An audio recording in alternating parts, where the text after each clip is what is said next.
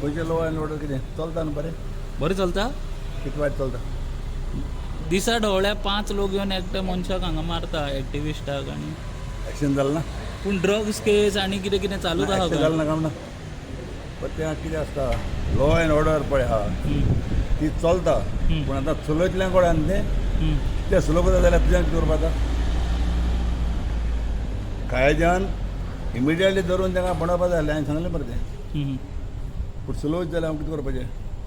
Slow आहा म्हणटा हांवें तुमी. पयलो स्टेटमेंट दिला मरे ताका धोलोच म्हणून जायना ताका लोकांक मत भोंवडावपा जाय मरे ताका नाय हाल्या म्हाका आज तुका हाल्या म्हाका मरे डेंजर तें दे शूड बी एक्ट आनी एक्ट जावन तांकां भोंवडावपाक जाय नाजाल्यार हें कंटिन्यू आसतलें. If you could be the home minister, the same decision you could have took like same decision. What you are saying right now?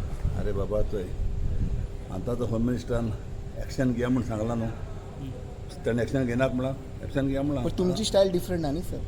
ती ती ती हांव आयकनासली आनी